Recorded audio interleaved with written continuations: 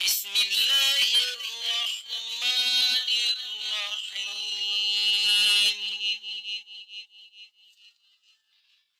الرحیم۔ جی یہ ایسی ہی بات ہے۔ پہلے آپ سوال اپنا پہلے نوٹ کر لیں، پہلے سوال سمجھ لیں کہ سوال کیا گیا ہے۔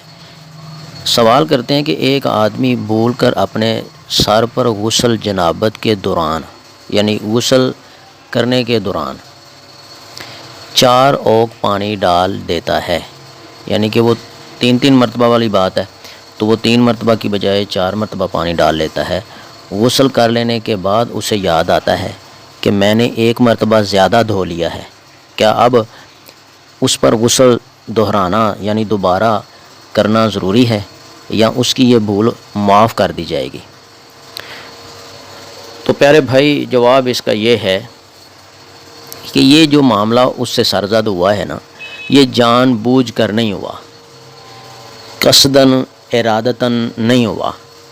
تو اس کا جو غسل ہے نا وہ درست ہے، لیکن آئندہ خیال رکھے، آئندہ ایسا نہ کرے۔ نبی الرحمہ حضرت محمد کریم صلی اللہ علیہ وآلہ وسلم نے فرمایا، یہ حدیث ابن ماجہ کے اندر موجود ہے۔ آپ صلی اللہ علیہ وآلہ وسلم فرماتے ہیں، میری امت کی بھول چوک معاف ہے، اور جو کام زبردستی کرائے جائیں وہ بھی معاف ہیں۔ اب ان دونوں باتوں کے اوپر بھی روشنی ڈالیں گے۔ یہ بھول چوک سے مراد ہے کہ مثال کے طور پہ اب جیسے کہ سوال کیا گیا کہ ایک بندہ غسل کر رہا ہے، تو غسل کے دوران وہ 3 مرتبہ اگر اپنے جسم کو دھو رہا ہے، ٹھیک ہے، اور وہ 3 کی بجائے 4 مرتبہ دھو لیتا ہے، یا 3 کی بجائے وہ 2 مرتبہ دھوتا ہے اور اس کے ذہن میں یہ ہے کہ میں نے 3 مرتبہ ہی دھویا،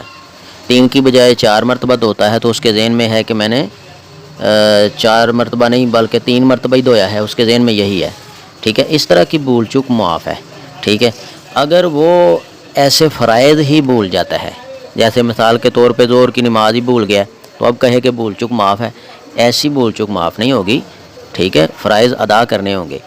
یہ وہ بھول چوک ہے جو چھوٹی سی ہوتی ہے، یا مطلب کہ زیادہ کر لیا یا کم کر لیا، ٹھیک ہے کہ نہیں۔ اب کئی بندے کہیں گے جی وہ فرض نماز میں جو بندہ بھول جاتا ہے تو اس میں کیا ہے، وہ معافی ہو جائے گی، تو اس کا بھی حل آپ صلی اللہ علیہ وسلم نے فرمایا سجدہ سہو، ٹھیک ہے، ہاں جی، سجدہ سہو کرنا پڑے گا اور معافی ہو جائے گی، نماز درست ہو جائے گی، ٹھیک ہے۔ اب وضو ہے، وضو کے اندر ہم 3 مرتبہ سارے اعضاء جو ہے نا وہ دھوتے ہیں، تو غلطی سے وہ 4 مرتبہ ہو گئے یا غلطی سے 2 مرتبہ ہی دھو لیے گئے، وضو اس کا درست ہے، لیکن آئندہ وہ خیال رکھے، ٹھیک ہے جی۔ یہ جو ابن ماجہ کی حدیث میں یہ لکھا ہوا نا، اور جو کام زبردستی کرائے جائیں وہ بھی معاف ہیں، یہ کون سے کام ہیں؟ یہ وہ کام ہیں کہ مثال کے طور پہ کوئی بندہ گن پوائنٹ پہ یا تلوار اس کے سر پہ لے کے کھڑا ہوا ہے، تو وہ زبردستی کروا رہا ہے، تو رسول اللہ صلی اللہ علیہ وسلم نے فرمایا کہ اگر وہ کسی کی زبردستی کی وجہ سے، کسی کی سختی کی وجہ سے اگر وہ کوئی کام کر لیتا ہے گناہ کا، تو اس کو وہ گناہ نہیں ہے، اس کی معافی ہو جائے گی اس کی۔ اور جو زبردستی کی وجہ سے کسی نے گناہ کیا ہے نا، تو اس کا سارا گناہ جو زبردستی کر رہا ہے اس کے اوپر گناہ ہوگا، وہ سارا کریڈٹ اس کو جائے گا، وہ سارا گناہ اس کو ملے گا، کیونکہ اس کی زبردستی کی وجہ سے اس نے اتنی سختی کی، دھمکیاں دی مارنے کی، یہ وہ فلاں فلاں، کئی قسم کی سختیاں ہوتی ہیں، کئی قسم کا پریشر ہوتا ہے، ٹھیک ہے کہ نہیں۔ ایسا پریشر کہ بندہ